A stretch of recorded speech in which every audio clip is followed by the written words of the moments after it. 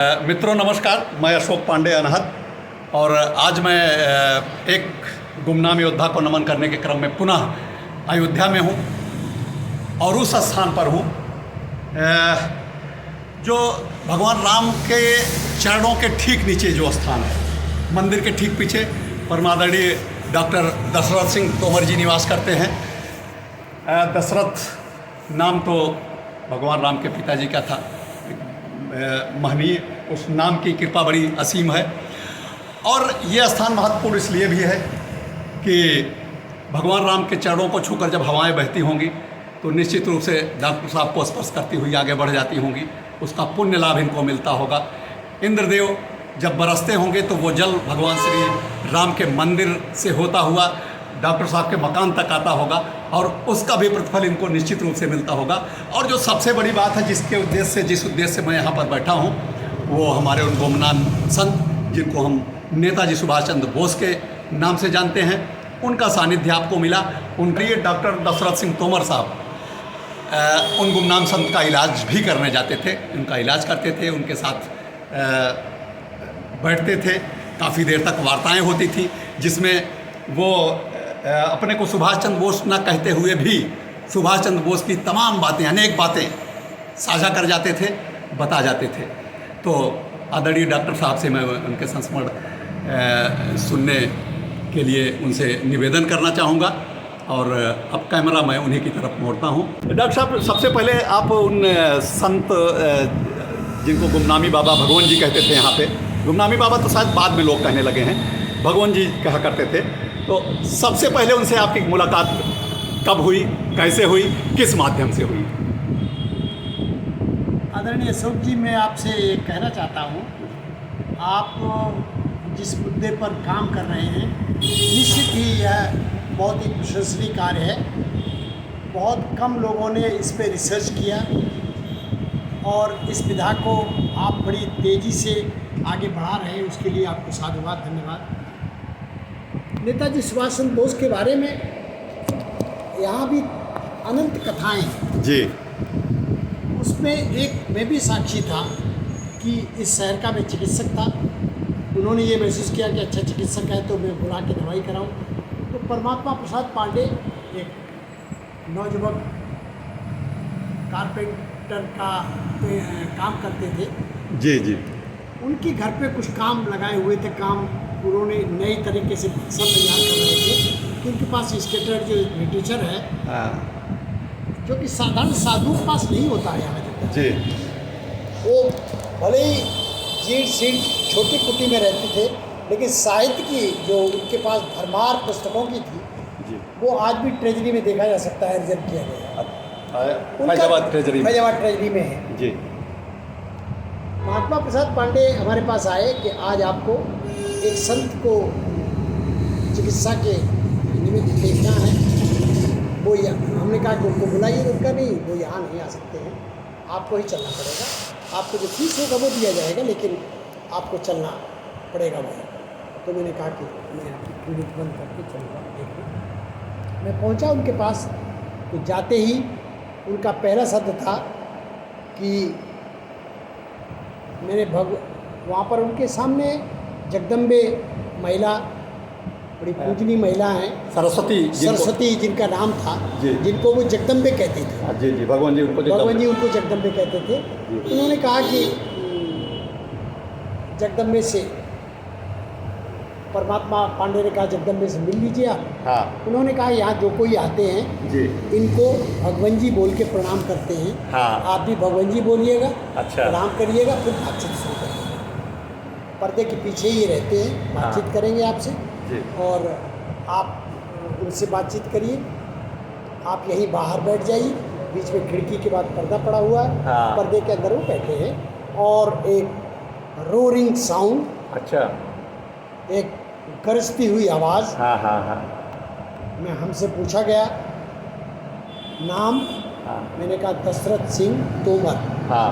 बोले पश्चिम का ठाकुर है, क्षत्रिय है, अच्छा, इसी टोन में कहा। जी, मैंने कहा वो बांग्ला वाली टोन रहती थी। बांग्ला वाली टोन रहती। हाँ। और मैं वहाँ पर पहुँचने के पहले अशोक जी आपसे कहना चाहता हूँ, जी, एक ब्लिज न्यूज़पेपर यहाँ निकलता था, हाँ वो 75 में कभी न्यूज़पेपर में आया था अच्छा कि यहाँ पर जो गुमनाम संत रहते हैं हाँ वो कोई आनंद मार्गी हैं या संत हैं जो छुपे हुए रूप में रहते हैं या सुभाष चंद्र बोस हैं।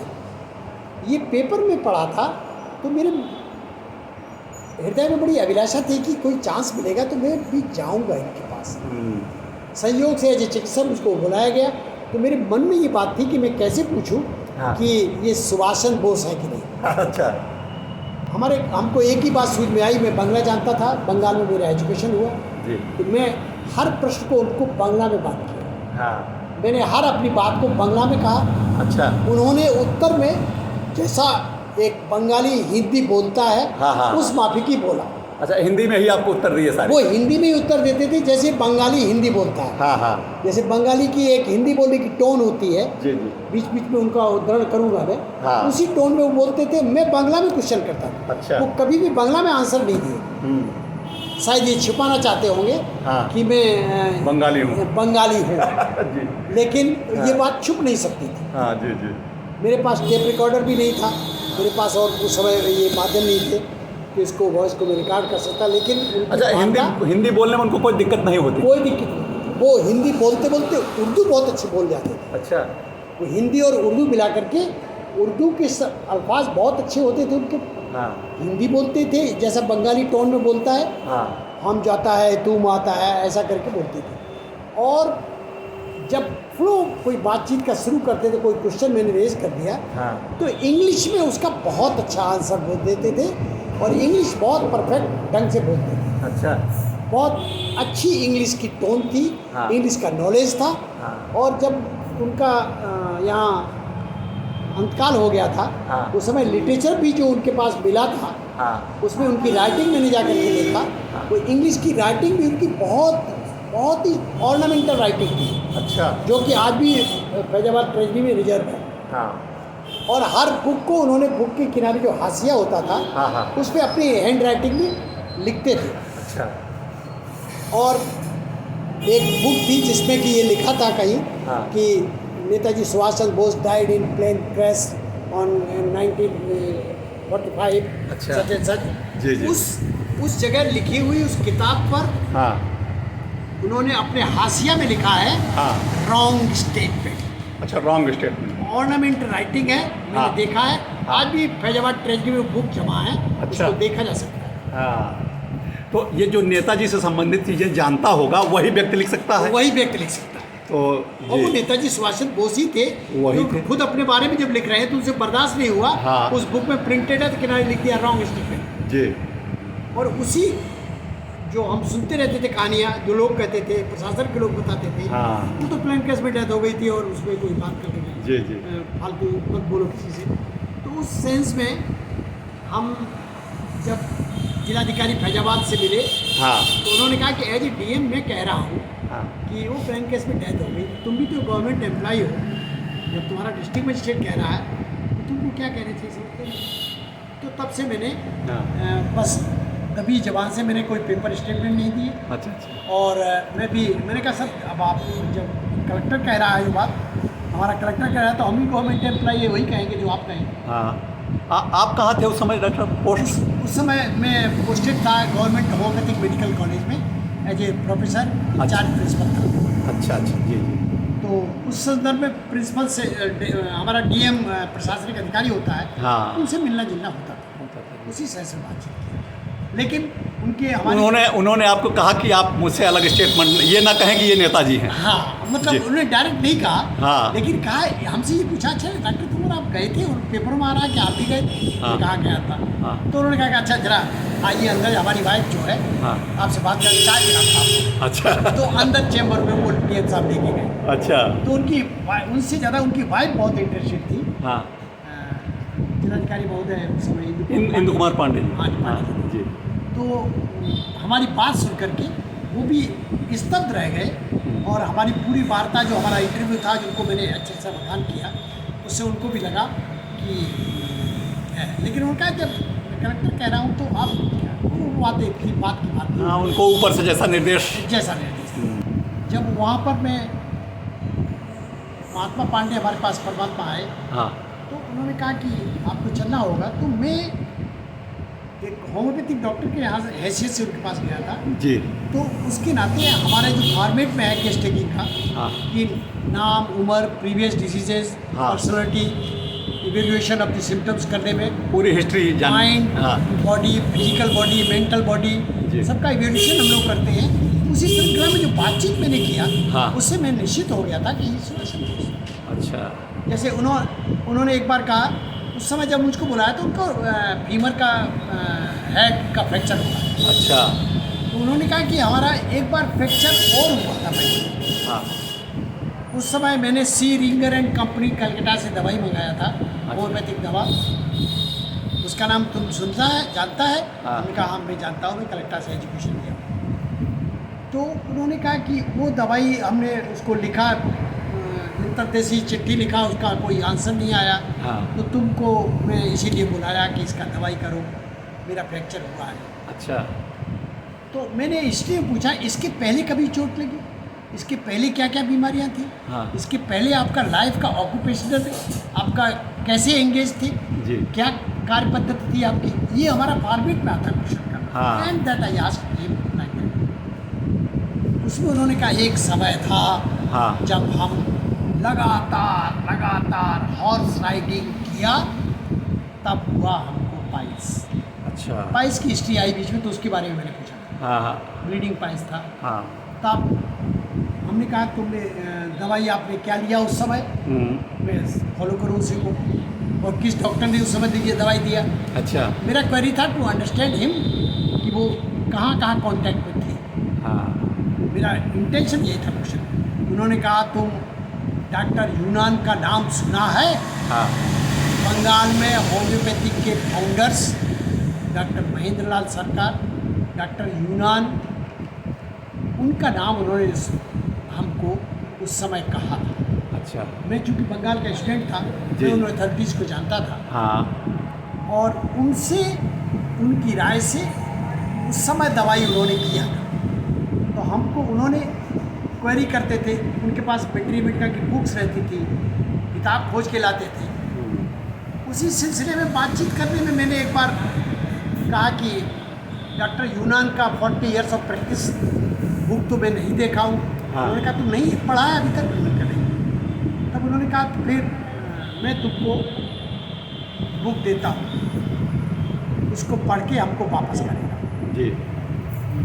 उस समय के दिन, उस समय जब हमारी वार्ता हो रही थी, उस दिन लाइट, लखनऊ मंदिर में रहते थे वो, लखनऊ मैं उनसे बात करने गया था, लाइट चली गई थी। अच्छा। लाइट नहीं थी, तो अंदर उन्होंने लालटेन जला करके लालटेन को ऐसे हाथ में रखा, हाँ। और अलमारी को ऐसे देख रहे थे, ऐसे देख अच्छा, रहे थे, किताब ढूंढ रहे थे। किताब ढूंढ रहे थे।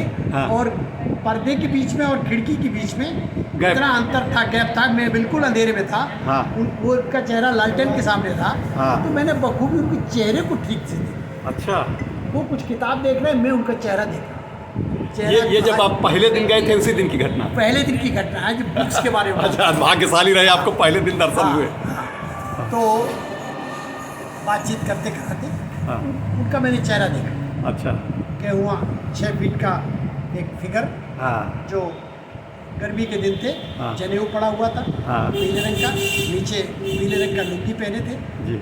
और शरीर पे और कोई वस्त्र ऊपर नहीं था, जनेऊ था, हाँ।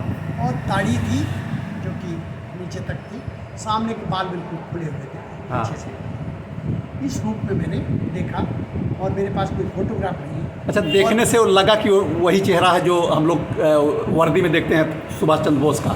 देखिए, यही क्वेश्चन हमसे आप जैसे खोजी तमाम पत्रकारों ने किया, हाँ। लेकिन वास्तविकता ये है हाँ। कि एक 45 साल का घोड़ी पे सवार हाँ। एक सिपाही के रूप में जी। मैं उनको देख रहा हूँ। हाँ। वो मेरे पिताजी ही क्यों ना हो, हाँ। अगर वो हमको 85 साल की उम्र में, ढलती उम्र में ऐसे दाढ़ी लगा के सामने आ जाएंगे, जी जी जी। तो मैं ये नहीं कह सकता हूँ कि वही है, यही है। हाँ हाँ हाँ। जो इस समय देखा, हाँ। वो तो एक क्रोनोलॉजी ऑफ जीन्स और उसकी साइंस रिसर्च होगी तो ऑटोमेटिक पता लगेगा। जी। लेकिन वो मेरा डाउट जो था, उसके कारण मैं उसे क्वेश्चन कर रहा था। हाँ। और ही बात समझ सकता, मतलब उससे लगा कि सारी चीज़ें वही हैं। वही नेताजी से संबंधित जो बातें हैं। मैं अक्षर से ये नहीं कह सकता कि 45 साल की उम्र 50 साल की उम्र का मैंने नौजवान देखा है। हाँ। और आज ये देख रहा हूँ। हाँ, ऊपर बस एक क्षण के लिए देखा भी आपने। वो क्षण भर के लिए देखा। हाँ हाँ। किंतु और बातें और जो उनका लिटरेचर उनके जगदम्बे का कहना था और उनका भी कहना था। हाँ डायरेक्ट उस बारे में नहीं बोले। जी। जगदम्बे ने और महात्मा ने जो उनके साथ रहते थे बार बार हमसे कहा, हाँ। सुभाष चंद्र बोस के बारे में कोई भी बात डायरेक्ट मत कहना। हाँ। नहीं तो उसी दिन से यू विल नॉट अलाउड और यू गो आउट, उसके बाद कोई बात नहीं कर सकती, आप अलाउ नहीं होगा। हाँ। मैं ये बात जानता था, डायरेक्ट क्वेश्चन कर नहीं सकता, जी जी। लेकिन इनडायरेक्ट मैं इस खोज में था हाँ। कि विद्वत व्यक्ति जिनका इतना अच्छा रोलिंग साउंड है, हाँ। जिनका इतना अच्छा एक लिटरेचर है उर्दू का, हिंदी का। एक बार मैंने कहा कि मैं अब दवाई करने तो आज आया था लेकिन बार बार आना चाहता हूँ। तब बोले, हम एक दीनहीन सन्यासी है, हमारा पास क्या करेगा आकर के, हमारा साधना है, हमारा टाइम नहीं है। फिर मैंने रिक्वेस्ट किया तो एक बार ये भी कहे, मैं 10 नामी सन्यासी हूँ। अच्छा। हमने कहा हमको किसकी पूजा करना चाहिए, तो उन्होंने कहा काली की पूजा करना चाहिए। हमने एक बार उनसे कहा कि मैं आना चाहता हूँ। हाँ। तो उन्होंने कहा रात को 9 बजे के बाद अच्छा। हमारा टाइम रहता है। हाँ। उस टाइम तुम आएगा तो बात करें। तो हम क्लिनिक बंद करके फिर बहुत दिन तक 9 बजे जाते थे और दिन भर की थकावट के बाद हाँ। जाते ही इतनी अच्छी मेहमान नवाजी जिसको कहते हैं, हाँ। वो करते थे। आज ये पूड़ी है, इसका साथ आम का मिलाकर के खाने का है। इस पूड़ी में आम को काट के मिला के खाएगा। अच्छा। ये पकौड़ी है तो इसका जो चटनी इसका साथ इसका है, इसको थोड़ा सा स्वाद लेके इसको खाएगा। जी। ये ऐसे खाते समय उसका बहुत बखान विश्लेषण। और उस बखान में मैं भी बहुत प्रोत्साहित हो गया था, बहुत सुंदर बना है, बहुत अच्छा है। जी जी। उसका हमको फल प्रतिफल मिलता था। हाँ। और उससे लगता था कि हमारी सारी थकावट दूर हो गई, हमारी सारी चिंताएं दूर हो गई। ये मैं खुद भी महसूस करता। मैं रात को 1 बजे 2 बजे तक उनके पास बैठा रहा। अच्छा। पहले दिन तो 1 बजे वहाँ से लौट के आया। हाँ। मेरी पत्नी बोलती, कहाँ किस मरीज को देख रहे थे? हाँ। कहाँ थे? मैंने कहा आप नहीं समझ पाओगे। उनको कुछ नहीं बोला। हाँ। दूसरे दिन जब मैं गया हाँ। तो उस बात से हमको ये लगा कि उनकी जो शक्ति थी, आध्यात्मिक शक्ति, उससे वो वाच करते थे। हाँ। कि कौन क्या बात कर रहा है। दूसरे दिन जैसे ही मैं गया, हाँ। उन्होंने कहा कि माँ से झगड़ा हुआ। हम बंगाल में एजुकेशन लिए हैं, जानते हैं। हाँ। स्त्री को माँ बोला जाता है। जी जी। तो उन्होंने कहा माँ से झगड़ा हुआ। उन्होंने कहा नहीं। अच्छा, यहाँ आपकी नाराजगी और वहाँ वो उन्होंने अगले दिन वो ज्ञान पूछ लिया, झगड़ा किया। हाँ। मैंने कहा नहीं झगड़ा। तब उस दिन उन्होंने एक हमको एग्जाम्पल दिया। हाँ। कि देखो मेरे पास आने को बोला है तो जब भी हमारा पास आएगा हाँ। तो एक मैं तुमको स्टोरी बताता है, ऐसे बोलते हैं। हाँ बताइए। उन्होंने कहा तुम्हारा माफिक एक बहुत बिजी डॉक्टर था, उसका 6 साल का बच्ची हाँ। बाहर खेल रहा था। उसने बोला कि कोई आएगा तो बोलना, अभी घर में है नहीं। अच्छा। तो कोई आदमी आया उनसे मिलने। वो लड़की चुपचाप उसको बोलती है, हमको बोले हैं हाँ। कि बोल देना कि घर पे है नहीं। जी। हमको यही बोले। हाँ। अंदर सो गए।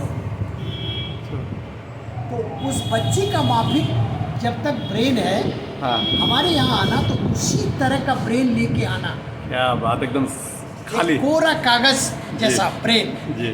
तब कुछ हमसे गेन कर सकेगा। उन्होंने ये बात कहा नहीं, लेकिन उनका सेंस यही था हाँ। कि तभी कुछ मुझसे गेन कर सकता है। ये किस्सा उन्होंने सुनाया, ये वो गुस्सा उन्होंने सुनाया। अच्छा। मतलब क्लियरिटी बोलो हाँ। कि वास्तव में झगड़ा हुआ कि नहीं तुम्हारा वाइफ से। फिर मैंने बोला, थोड़ा बातचीत हुआ। हाँ। क्योंकि वो समझ नहीं सकती थी, इसलिए मैंने डांट दिया उनको हाँ कि तुम्हारी समझ से परे है कि मैं किस व्यक्ति से मिलने आया हूँ। जी स्त्री कहीं रात में घर से चले जाओ तो वही सोचती है कहाँ गए, हाँ तो वो उसका भी जवाब नहीं देना चाहता। जी तो उसके बाद इस उदाहरण को सुनकर के ऐसे बात बात में एक एक उदाहरण देते थे। उन्होंने कहा कि जब पहले दिन मैं गया था उस दिन जो इंट्रोडक्टरी बात हुई थी इस बात पर कि मैं एक क्षत्रिय परिवार से हूँ, उन्होंने कहा काहे का क्षत्रिय है, क्षत्रिय बोलता है। मैं चुपचाप सुना, 3-4 बार डांट के बोले हम। तो मैंने कहा यही मेरे परिवार के संस्कार है, यही तो मैंने आपको बताया। मैं बोला कभी कत्ल किया, किसी का मर्डर किया, घर से निकला कभी अन्याय नहीं सामने देखा हाँ और उस अन्याय को देख के बर्दाश्त किया, तू क्षत्रिय है। क्षत्रिय का मतलब क्या होता है? वो अन्याय को बर्दाश्त नहीं करने का। जी उसी को उन्होंने एक बार एग्जाम्पल बताया था। एक समय था, वो एग्जाम्पल जब बताया था जब मैंने एक क्वेश्चन किया था उनसे हाँ कि आप जैसे लोग क्यों नहीं आ जाते हैं, बाहर आ जाएं, हाँ आपको देश की ज़रूरत है, आप ऐसे चुप करके क्यों बैठे? हमारी खूब अच्छी तरह बातें होती थी 3-4 साल में। जी मैं ऐसे 3-4 साल उनका सानिध्य मिला। सानिध्य मिला। हाँ तो जब भी टाइम में बात हो कि आप काहे को नहीं आ जाते बाहर, हाँ इधर बैठे हुए हैं, आपको देश की ज़रूरत है, हाँ देश की डिमांड है आप। तब उन्होंने कहा कि एक समय था हमने अपने ही आदमी को गोली से शूट कर दिया जी because of lack of idealism. सिद्धांत क्या नहीं है, आइडियलिज्म नहीं है, किसका ऊपर रूल करेगा? उनकी उस बात से हमको लगा कि rule as a prime minister और president of country very minimum, very उनके लिए बहुत क्षुद्र बात है। हाँ वो जिस लेवल में है डायनेमिकली, स्पिरिचुअली और लिटरेरी इक्विप्ड होकर के, उनके लिए ये रूल करना बहुत छोटी बात थी। मैंने अपना छोटापन से कह दिया कि आप आ जाओ यहाँ प्रधानमंत्री बन। हाँ लेकिन उन्होंने इस बात को इस सेंस में कहा, और इसी को मैं और लोगों को उदाहरण देता हूँ। आध्यात्मिक रूप में बहुत उच्च कोटि के बहुत उच्च के का उनका इस समय प्रारंभ थी। जी मैं लोगों से ये कहता हूँ, लोग कहते हैं अरे सुभाष चंद्र बोस जैसा आदमी कभी कार्य की तरह छुप के रह सकता है क्या? एक बार डॉक्टर साहब आप बता रहे थे कि आप गए हैं, उस दिन आपका विचार था कि आज मैं ज़्यादा देर बैठूंगा नहीं, लौट आऊँगा, और इस बात को उन्होंने पढ़ लिया। उन्होंने पढ़ लिया। मैं उस दिन का बता रहा हूँ, हाँ बहुत थका था और पता नहीं क्या कुछ था। जी मैं जाते ही ये विचार किया, आ तो गए हैं आज, हमारा मन है आज अगर हमको तुरंत कह दें कि जाने दो यहाँ से तो ठीक है, हाँ। ये अभी बैठना पड़ेगा, हम इतना थकावट है, तमाम बातें मेरे दिमाग में घुसते ही हो रहा था उनके दरवाजे में। जी और मैं जैसे ही पहुंचा वहाँ, उस दिन क्या चकदम इसको वो नमक पड़ा हुआ पूड़ी और अजवाइन का, हाँ। उसको खाओ, खा करके जाने। अच्छा हाँ आज उसको खुद कह दिए हाँ हाँ खिला दो उसको, जाने। हाँ लेकिन बिना खाए नहीं जाएगा, खिलाओ उसको, जाने। तो इस बात से भी हमको लगा, मैं आज ये सोचा, उस दिन हमारी बात थी उससे भी लगा। हाँ तो वो बिल्कुल आज विज्ञान के पास ये नहीं है, कल आएगा।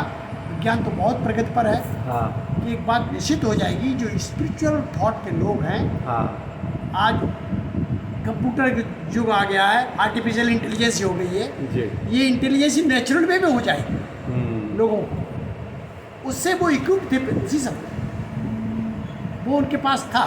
हम ये नहीं कहते कि बहुत रिलीजियस कारण से था या किस कारण से था, but he was equipped with the spiritual powers.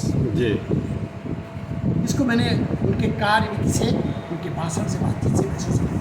हाँ और कभी भी सुभाष चंद्र बोस के बारे में कोई बात कहना या उसके बारे में चर्चा करना नॉट अलाउड। और वो व्यक्ति की जब डेथ हो गई, मैं उस समय भी पहुंचा, हाँ जब ट्रेजरी से मजिस्ट्रेट डिप्यूट हुए, उन्होंने कहा इनके लिटरेचर को इकट्ठा करो और उसकी लिस्ट बनाओ।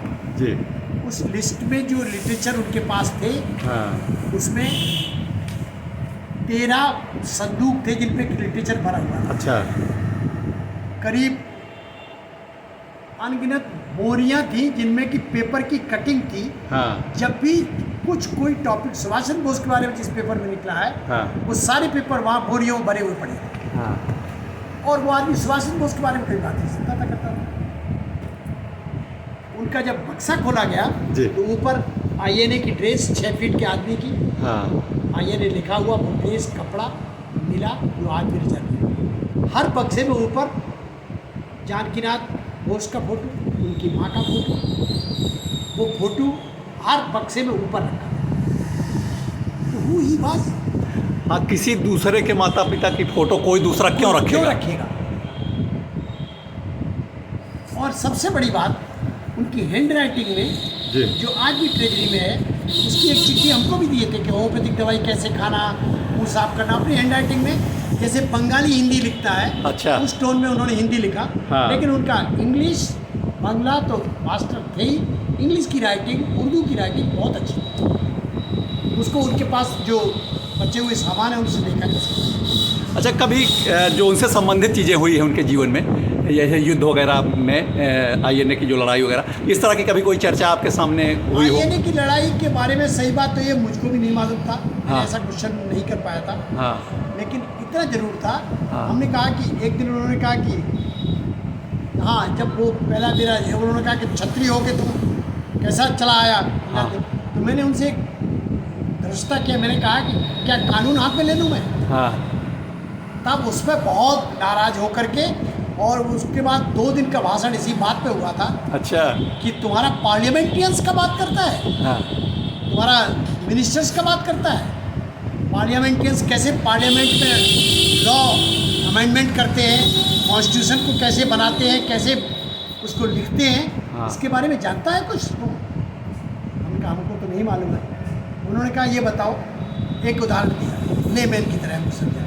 हाँ तुम्हारा घर में अगर एक पागल कुत्ता आ रहा है, पागल कुत्ता आके अटैक करने जा रहा है, हाँ कानून लिखता है कि वेटरनरी लॉ के अनुसार उस कुत्ते को उसको वेटरनरी हॉस्पिटल पहुंचाओ, वहाँ पहुंचा के उसको बंद करवाओ और उसकी कुत्ते की सुरक्षित करेगा ताकि दूसरों को न काटे। कानून ये है।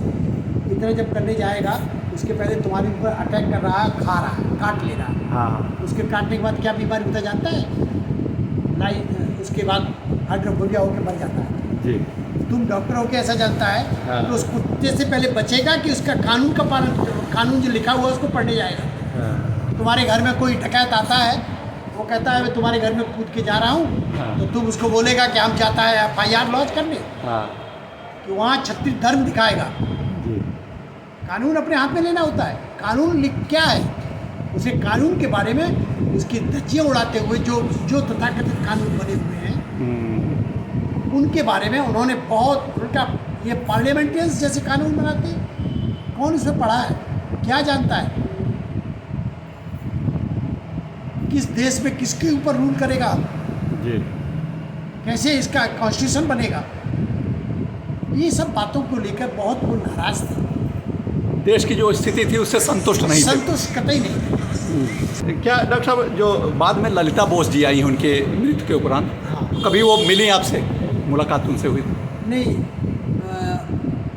कोई कमीशन बैठा हुआ था कलेक्ट्रेट पे, हाँ। वहाँ पर एविडेंस के लिए सबको बुलाया जा रहा था। मुखर्जी आए हो? हाँ हाँ। मैं भी वहाँ गया था। अच्छा, आपको भी बुलाया गया था? हमको भी नहीं, हमको पता लगा कमीशन आया तो मैं एजेंट से पहुँच गया। अच्छा अच्छा। तो उन्होंने कहा कि देखिए आपको बुलाया तो गया नहीं, और आप आए तो आपके पास कुछ कहना है तो हमको ऑन एफिडेविट कह दीजिए आकर के, लेके आइए बताना।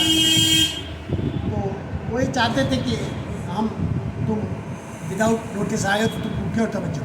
जी जी। तो मैं भी चला आया, हाँ हाँ। इसमें कोई हमें इंटरेस्ट नहीं जाने का। तो ललिता बोस जी को वो फेस किए थे, उनको फेस की थी। अच्छा अच्छा। लेकिन हमारे और मित्र बताते हैं, यहाँ जब आई थी हाँ तो वो इसको डॉक्टर बनर्जी की पत्नी, हाँ उन्होंने उनसे मुलाकात किया था। उन्होंने खुद बताया कि वो आकर पहले तो ये कहती थी कि नहीं वो काका नहीं, हमारे काकू नहीं हो सकते, लेकिन उस काकू का लिखा हुआ चिट्ठी जब उनके यहाँ उसमें साहित्य मिल गया, हाँ। उसको देख करके फिर वो रो गई थी।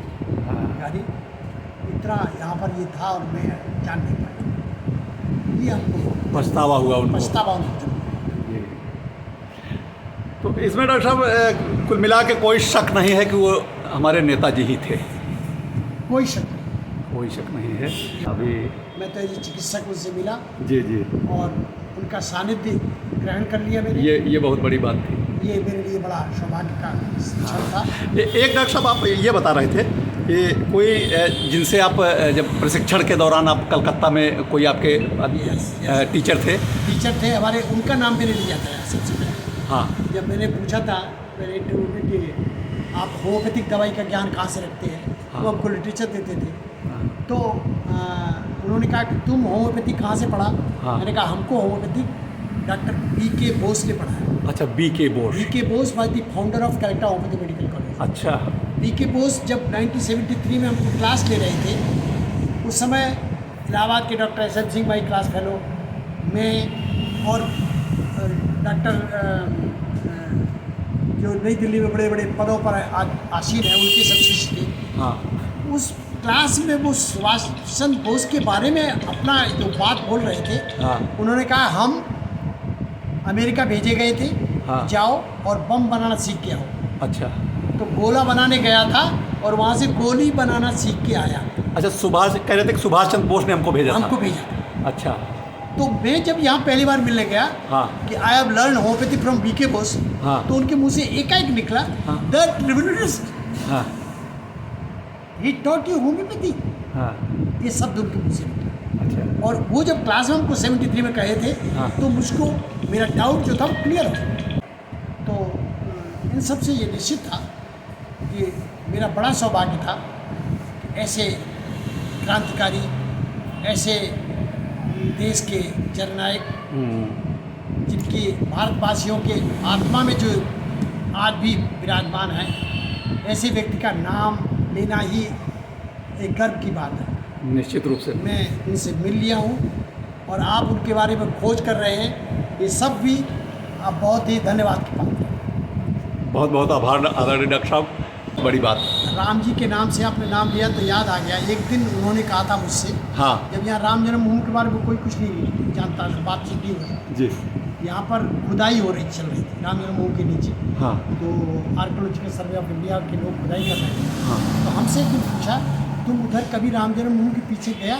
हाँ। वहाँ पर जाना, शंकर जी का मंदिर है और वो कुबेर टीला के नीचे। अच्छा। कुबेर टीला है, कुबेर टीला के नीचे शंकर जी का मंदिर है। आज जब राम जन्मभूमि का उद्धार हुआ है और जब से ये नई राम जन्मभूमि तीर्थ समिति आई है, हाँ। उसमें बहुत काम किया है।